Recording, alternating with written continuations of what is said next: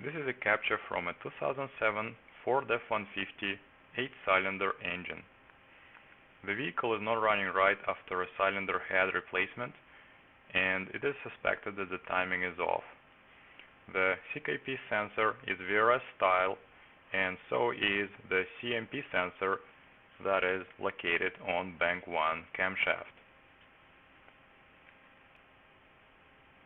Surprisingly, the CKP-CMP correlation matches the known good for this vehicle, but does it mean that the timing is okay?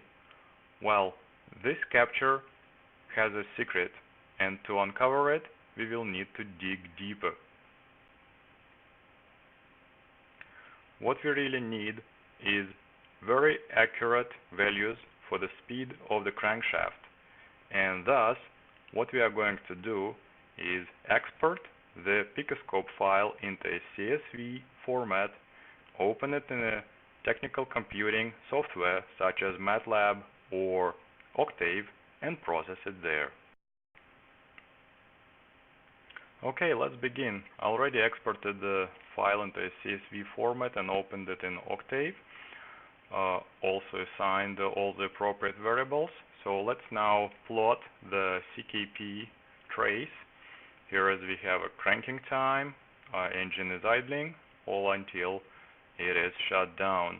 If you zoom in on, let's say, this region, you'll see that there is a lot of hash in this trace from the ignition spikes and other noise. So before using it, we have to filter it out and or possibly also rescale the signal. That's exactly what I've done. So let's see what we get after the filtering.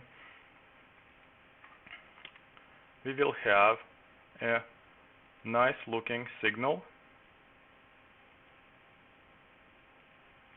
that is much more usable. So this signal we can use to determine the speed of the crankshaft. How am I going to do that? Firstly, I'll need to record all the times when the trace crosses 0, either up or down, and that will give us a 0 to 1 binary variable that we are going to plot right now. The digital CKP, we will use color black, and we should see it on the same graph, and this is exactly what happens. Now, based on this binary trace, we are going to compute the angular position of the crankshaft, and only after that we are going to compute the speed as the derivative of the angular position. For this crankshaft sensor, the reluctor wheel has 35 teeth plus 1 missing. So each time I have a falling edge, I should add 10 degrees to my angular position, except for the one that corresponds to the missing tooth. And for that one, I'll have to add 20 degrees.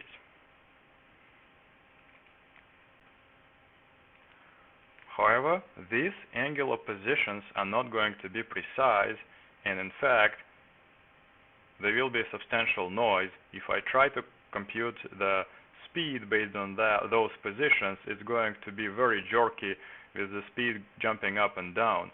So before proceeding, I will have to smooth those observations. And for that, I'm going to use smooth spline feeding. And after I'm done with the spline feeding, I have the smooth angular positions for all my time points. And then it's just a matter of applying the derivative to get the speed. If I do that, let's go back to the editor and plot the speed and the CMP, for example, I'll get the following plot. Let's zoom into the cranking region and also touch a little bit on the idle one. We will see that we have a very unusual pattern in the speed. It's an 8-cylinder engine, so we expect 8 values corresponding to the compression events, but instead we have a total mishmash that continues into the idling. It's not a smooth running engine at all.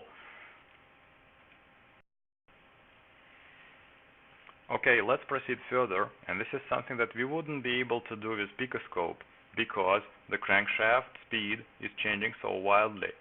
But here we know the angular positions at each time, so we are able to mark the times when we expect the compression events to happen.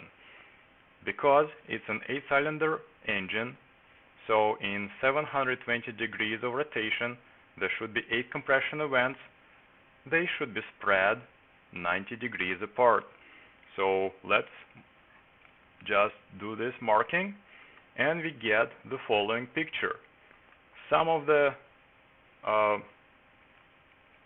cylinders have compression and some do not have compression at all.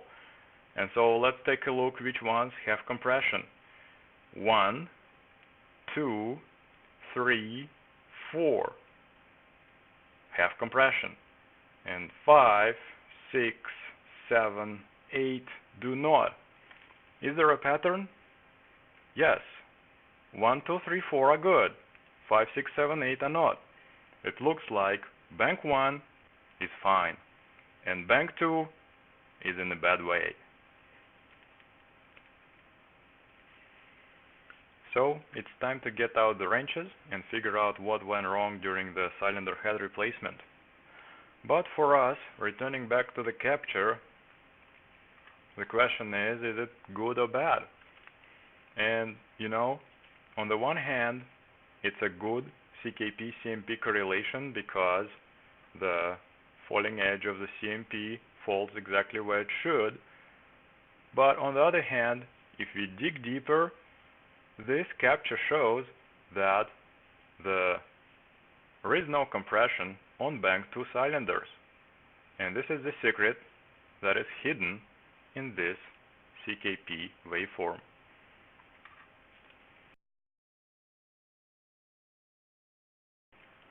But wait, there is more.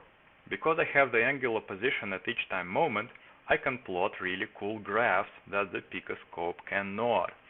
So let's go back to Octave and plot something called a polar plot, where I can plot CKP and CMP for each angle, for all the revolutions of the engine on the waveform.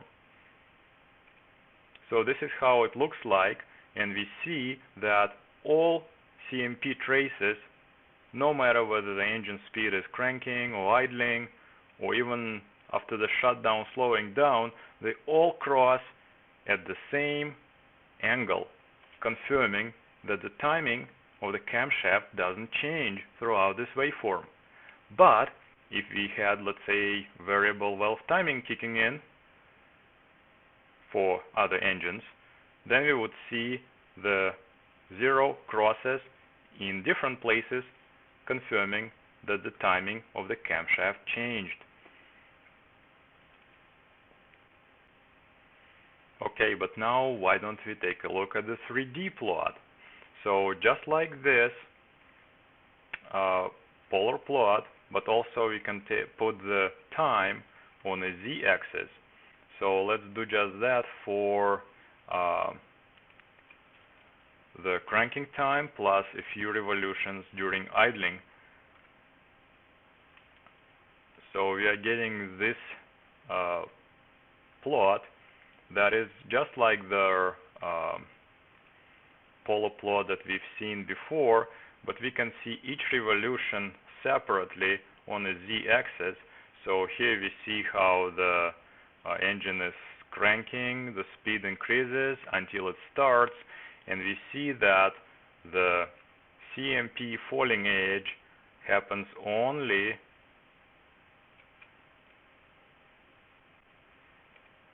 every second revolution of the crankshaft. Very cool.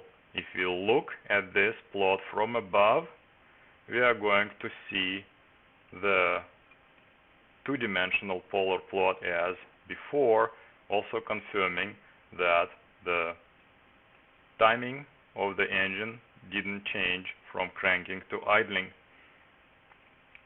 And you can really do a lot of other things with this technique, because you can add ignition waveforms to check where the ignition happens.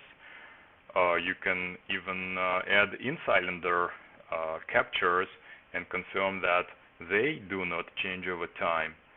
Or if they do, you will immediately see where, and you can zoom in, see what exactly happens. Well, lots of food for thought. I hope you enjoyed this video, and see you next time.